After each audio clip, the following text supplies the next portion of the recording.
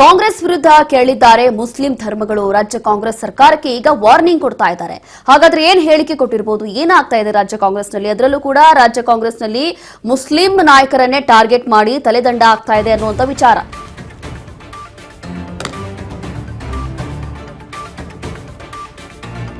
ರಾಜ್ಯ ಕೈ ಸರ್ಕಾರಕ್ಕೆ ವಾರ್ನಿಂಗ್ ಕೊಟ್ಟಿದ್ದಾರೆ ಮುಸ್ಲಿಮರು. ಈಗ ಕಾಂಗ್ರೆಸ್ ವಿರುದ್ಧ ಮಂಡ್ಯದಲ್ಲಿ ಕೈಪಡೆ ವಿರುದ್ಧ ಮುಸ್ಲಿಮರು ರಣಕಹಳೆಯನ್ನ ಮೊಳಗಿಸ್ತಾ ಇದ್ದಾರೆ.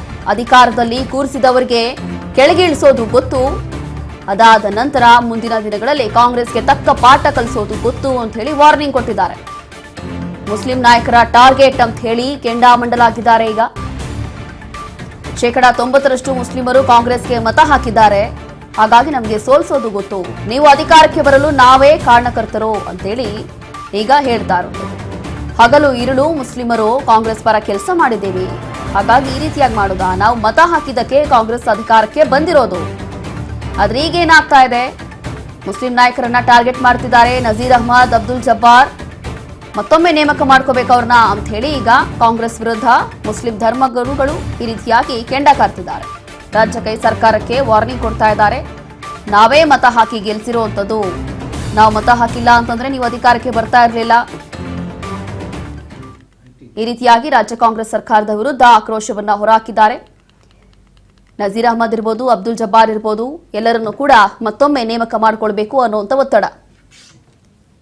ಧನ್ಯವಾದಗಳನ್ನು ತಿಳಿಸುತ್ತಾ ಇವತ್ತು ನಾವಿಲ್ಲಿ ಸೇರುವಂತಹ ಉದ್ದೇಶ ನಮ್ಮ ದಾವಣಗೆರೆಯ ಉಪಚುನಾವಣೆಯ ಸಂಬಂಧಪಟ್ಟಂತೆ ನಮ್ಮ ಸಮಾಜದ ನಾಯಕರಾದಂತಹ ನಸೀರ್ ಅಹಮದ್ ಸಾಬ್ ಅವರು ಹಾಗೂ ಅಬ್ದುಲ್ ಜಬ್ಬಾರ್ ಸಾಬ್ ಅವರ ವಿರುದ್ಧ ಕ್ರಮ ಕೈಗೊಂಡಿದ್ದಾರೆ. ಅದರ ವಿರುದ್ಧವಾಗಿ ನಾವು ಇವತ್ತು ಪ್ರೆಸ್ ಕಾನ್ಫರೆನ್ಸ್ ಇಲ್ಲಿ ಕರೆದಿದ್ದೇವೆ. ತಮ್ಮೆಲ್ಲರಿಗೂ ಇದು ತಿಳಿದಿದೆ, ದಾವಣಗೆರೆಯ ಉಪಚುನಾವಣೆಯಲ್ಲಿ ನಡೆದಿರುವಂತಹ ಎಲ್ಲ ಘಟನೆಗಳು ತಮ್ಮ ಮಾಧ್ಯಮ ಮಿತ್ರರಿಗೆಲ್ಲ ತಿಳಿದಿದೆ. ಇನ್ಯಾವುದು ಹೊಸದಲ್ಲ, ಸುಮಾರು ದಿನದಿಂದ ಇದು ದಿನನಿತ್ಯ ಮಾಧ್ಯಮಗಳಲ್ಲಿ ಇದು ಬರ್ತಾ ಇದೆ. ಸಿಚುವೇಶನ್ ಏನೋ ಇಷ್ಟು ಹೈಲೈಟ್ ಮಾಡುವಂತ ಅವಶ್ಯಕತೆ ಇರಲಿಲ್ಲ. ತಮ್ಮೆಲ್ಲರಿಗೂ ಈ ಮಾತನ್ನು ಒಪ್ಪುತ್ತೀನಿ ಮಾಧ್ಯಮ ಮಿತ್ರರು ಅಂತ ನಾನು ಭಾವಿಸ್ತಾ, ರಾಷ್ಟ್ರೀಯ ಪಕ್ಷವಾಗಲಿ ಪ್ರಾದೇಶಿಕ ಪಕ್ಷವಾಗಲಿ ಜಾತಿವಾರು ಟಿಕೆಟ್ಗಳನ್ನ ಕೊಡಲಾಂತ ಮೇಲ್ಮಟ್ಟಕ್ಕೆ ಹೇಳಿದ್ರೆ ಪ್ರತಿಯೊಂದು ಕ್ಷೇತ್ರಗಳಲ್ಲಿ ನಾವು ಎಳೆದು ನೋಡಿದಾಗ ಆಲ್ಮೋಸ್ಟ್ ಜಾತಿವಾದ ಲೆಕ್ಕಾಚಾರದಲ್ಲೇ ಟಿಕೆಟ್ ಅನ್ನ ಹಂಚೋದು ಬರ್ತಾ ಇರೋದು. ನಮ್ಮ ಸಮಾಜದ 80,000 ಮತದಾರರು ಆ ಕ್ಷೇತ್ರದಲ್ಲಿದ್ದು, ಯಾವಾಗ ನಮ್ಮ ಹಿರಿಯ ನಾಯಕರಾದಂತಹ ದಿವಂಗತ ಶಾಮನೂರು ಶ್ರೀಶುಕ್ರಪ್ಪನವರು ಅವರು ನಿಧನರಾಗಿದ್ದಾರೆ, ಅದಾದ ಮೇಲೆ 4 ತಿಂಗಳ ನಂತರ ದಾವಣಗೆರೆ ಮತ್ತು ಬಾಗಲಕೋಟೆಗೆ ಉಪಚುನಾವಣೆ ಘೋಷಣೆ ಆಗುತ್ತೆ. ಆಗ ದಾವಣಗೆರೆಯ ಲೋಕಲ್ ಲೀಡರ್ಸ್ ಇರುವಂತಹ ಎಲ್ಲರೂ ಒಮ್ಮತದಿಂದ ಹೋಗಿ ನಮ್ಮ ನಜೀರ್ ಅಹ್ಮದ್ ಸಾಬ್ ಅವರಿಗೆ 2023ರ ಸಾರ್ವತ್ರಿಕ ಚುನಾವಣೆಯಲ್ಲಿ ದಿವಂಗತ ಶಿವಶಂಕರಪ್ಪ ಅವರು ಮಾತು ಹೇಳ್ತಾರೆ, ಬರುವ ದಿನಗಳಲ್ಲಿ ನನಗೆ ತುಂಬಾ ಸಹಾಯ ಮಾಡಿದ್ದೀನಿ, ಬರುವ ದಿನಗಳಲ್ಲಿ ನಾನು ಈ ಒಂದು ಕ್ಷೇತ್ರನ ನಿಮ್ಮ ಮೆಲ್ಲರಿಗೆ ನಿಮ್ಮ ಅಲ್ಪಸಂಖ್ಯಾತರಿಗೆ ನಾನು ಬಿಟ್ಕೊಡ್ತೀನಿ ಅನ್ನೋ ಮಾತು ಹೇಳಿರ್ತಾರೆ. ಆ ಒಂದು ಮಾತು ಈಗ ಉಪಚುನಾವಣೆ ಆಗ್ಬಾರ್ದಾಗಿತ್ತು, ಪರಿಸ್ಥಿತಿ ಕೈಗೊಂಡಿತ್ತು. 4 ಪ್ರಮುಖ ವಿಷಯಗಳಲ್ಲಿ ನಿಮ್ಮ ಪ್ರಣಾಳಿಕೆಗಳಲ್ಲಿ 4 ಅಂಶಗಳನ್ನ ನೀವು ಮಾತನಾಡ್ತೀರಿ.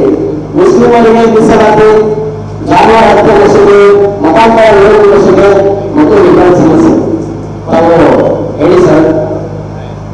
ಪ್ರತಿ ಯಾವಾಗ ಇದ್ರ ಬಗ್ಗೆ ನೀವು ಮಾತಾಡಿ ಚರ್ಚೆ ಮಾಡಿ ಮಾಡಿಲ್ಲ ಅಂತ ನಾವೇನಾದ್ರು ಸರ್, ನೀವು ಟೀ ಕೊಡೋದು ನಾವು ದೊಡ್ಡ ಹಾಕೋದು, ನೀವು ಟೀ ಕೊಡೋದು ನಾವು ದೊಡ್ಡ ಹಾಕೊಂಡು ಇಲ್ಲಿ ಗಂಟ ನಮ್ಮ ತೆಗೆದು ಬಟ್ಟೆ ಕಟ್ಟಿ ಇಲ್ಲಿ ಕಟ್ಟಲು ತೆಗೆದು ಬಟ್ಟೆ ಕಟ್ಟಿ ಪ್ರತಿಯೊಂದು ನಿಮ್ಮ ಯೋಚನೆಗೆ ತಕ್ಕಂಗೆ ನಿಮ್ಮ ಬೇಕಾದ ನಮ್ಮನ್ನ ಬಳಸಿಕೊಂಡು ಇವತ್ತು ಸುಮಾರು ಉದಾಹರಣೆಗಳು ಸರ್, ಸುಮಾರು ಉದಾಹರಣೆಗಳು ರಾಜಕೀಯದಲ್ಲಿ ತಮ್ಗೆಲ್ಲ ತಿಳಿದಿದೆ.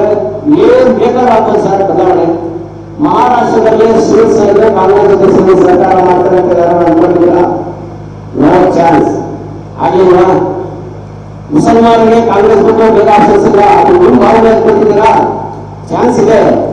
ನೀವು ಅತಿ ಶೀಘ್ರವಾಗಿ ನಮ್ಮ ನಾಯಕರಂತಹ ನಸೀರ್ ಅಹಮದ್ ಸಾಹೇಬ್ ಅವರನ್ನ ಮತ್ತೆ ಅಬ್ದುಲ್ ಜಬ್ಬಾರ್ ಸಾಹೇಬ್ ಅವರನ್ನ ನೀವೇನು ಕ್ರಮವನ್ನು ಕೈಗೊಂಡಿದ್ದೀರಿ ಅದನ್ನ ವಾಪಸ್ ತಗೊಂಡು ತಿರ್ಗಾ ಅವ್ರಿಗೆ ಏನು ಅವಕಾಶ ಮಾಡ್ಕೊಳ್ಳಿ ಅಂದ್ರೆ